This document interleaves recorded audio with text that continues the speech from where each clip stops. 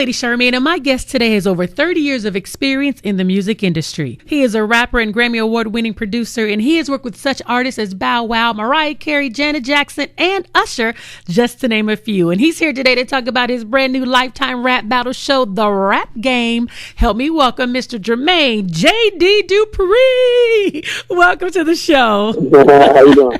I'm great. Thank you. Thanks for having me. You are so welcome. And I'm so glad you made it on the show today because, see, I know you from back in the day as the cute little dancer from Houdini where freaks come out at night. And now look at you. You came into your own. So I always wanted to ask you, Jermaine, and this is true. What caused you to go from dancing into the music industry, and when did your music career begin? I was probably the same time. You know, it was one thing that led to the next. Being on tour with, Houdini and on that Fresh Fest, it helped me create this love for hip hop and being around DJs and watching these DJs every night on stage. It allowed me to want to do something else with my life as opposed to what I thought I wanted to do. I thought I wanted to be a dancer and dance my whole life away, but then I started falling in love with other aspects of hip hop, which was MCing, the rapping part, and then the DJ part of watching Grandmaster Flash and Grandmaster D and Grandmaster J and all of these guys on that tour. It just brought me into the love for so many different aspects of hip hop.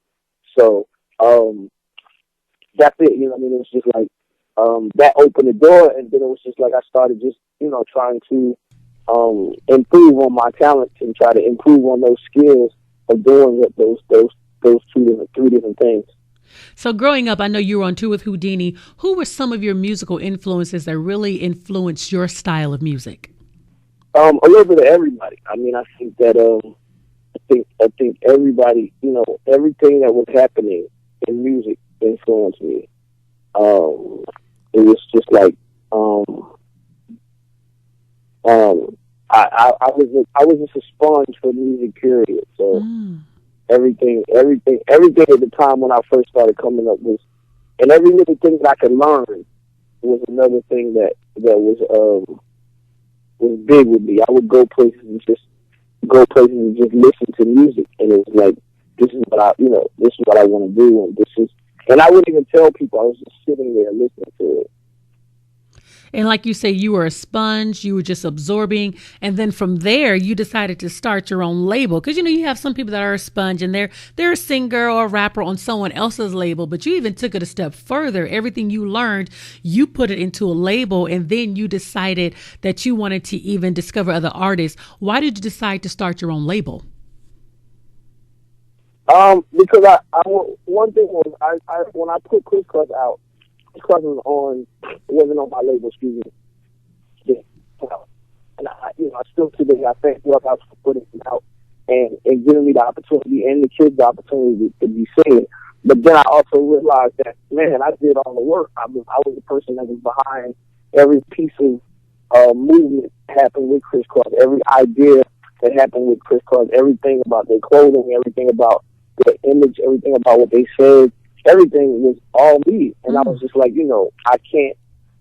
should have a label. I could do what I did with them. I could do this like 3 or 4 more times. I didn't know I could do it as many times as I did it, but I knew I could do it, at least 3 or 4 more times.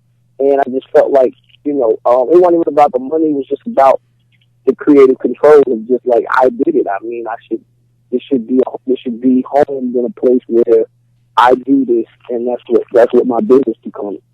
And boy, did you do it a few more times. I mean, you got your Bow Wows, your Escapes, your Silks. I mean, your list literally goes on. And I wanted to ask you, because we're going to be talking about your brand new show. What do you look for in an artist, especially with the eye that you have? What is that thing that they have to have for you to say that they are going to be the next star? Really, it's a bunch of things. It's sometimes it's the delivery of the artist, sometimes it's the look of the artist, sometimes it's the entire package. It just depends on how much work I want to do at a particular point in time, I think. Like I was talking about this the other night about somebody was asking me how did I find Anthony Hamilton and how did I find him, and I was just like, at the time when I found Anthony Hamilton, he was like this, he appeared to be like this dirty, R&B singer with a toothpick in his mouth, really country, and with a like cowboy hat that really people weren't paying no attention to. And his voice was so amazing to me, and his look was amazing to me too. The whole get up was like right to me, and I think it just fit with what I had a vision of an R&B artist to be at that particular point in time. And a lot of times what I'm looking for, other people are not looking for, and that's another thing that usually turns me on to the artist. I'm looking for the artist that won't stand out to a L.A. Reid, the artist that's not going to stand out to a Barry Wise, the artist that's not going to stand out to Clive Davis, because I feel like that's what gave me my niche in this game, is the fact that I can find artists that these dudes ain't even looking at, and then I put them out, and then they like, damn, where did the artist come from? Why I ain't see this? You know what I'm saying? So Anthony Hamilton, for example, he's one of those. Everybody seen him, everybody saw him, and every label had an opportunity to find him. But you saw that thing, and he is such an awesome singer, soul singer, just to your little soul. So thank you so much for seeing something special in him, because he has truly brought a great gift to music for me. So thank you. Thank you. Now you have a brand new show called The Rap Game, which is also executive produced along with Queen Latifah. So whose idea was it between the both of you to bring this show together? Why did you decide to collaborate? Well, it's mostly like once again a collaboration idea. We've known each other for a long time, and Latifah's doing a lot in this space, in the TV space and movie space.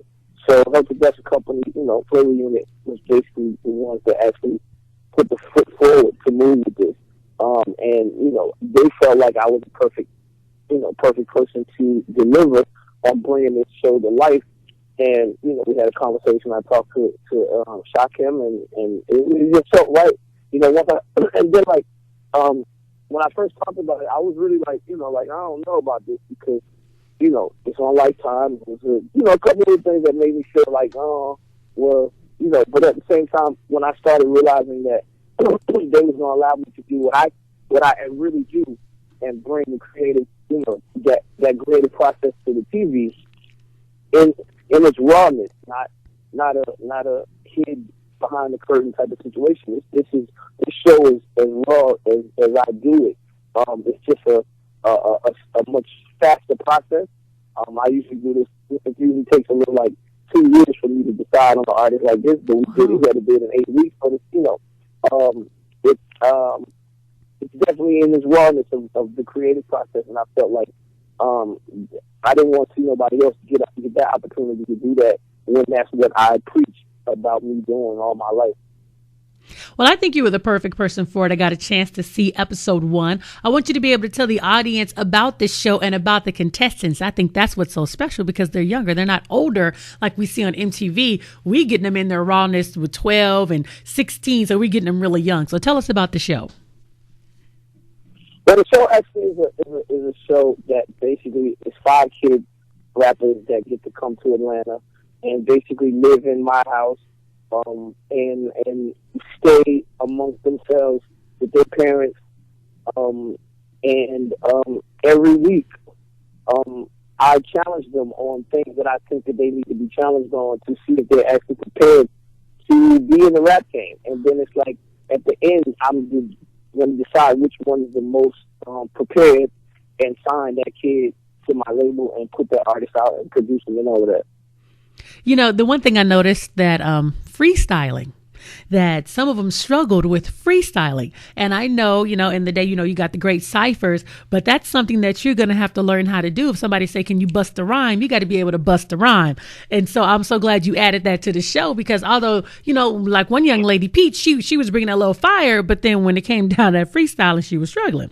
So, that's something that I know the kids have to learn, but they're really starting from the beginning, even cleaning up, internship.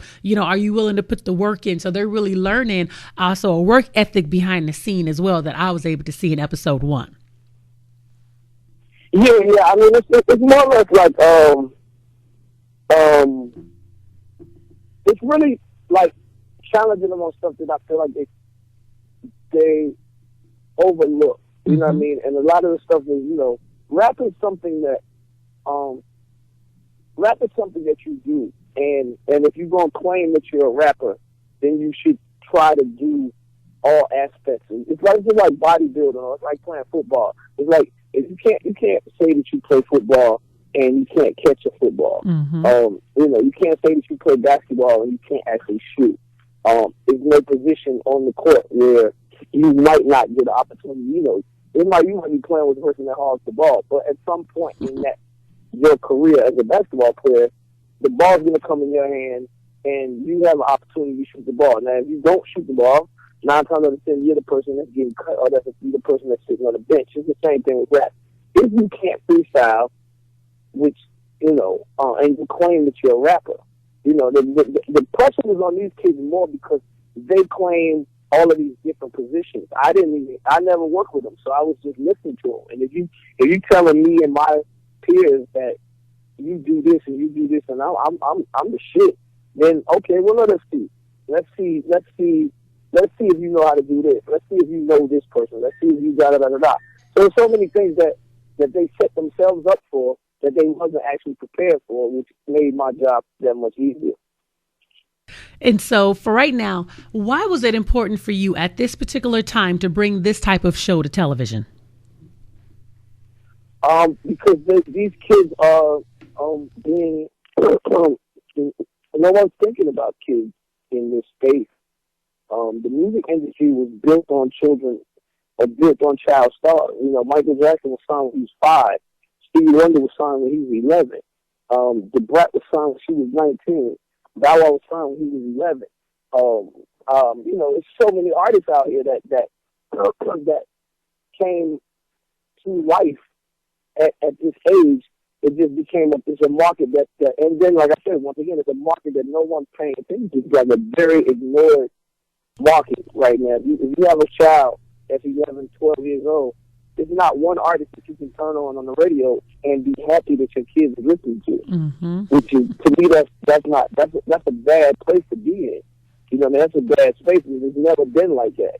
Even when, before Bow Wow, you had NSYNC and you had the Backstreet Boys. I'm saying on all levels of music, it's not no white kids or black kids or Puerto Rican kids or nothing that's putting out music that you, as a parent, feel comfortable about letting your kids listen to or go see in the entertainment world.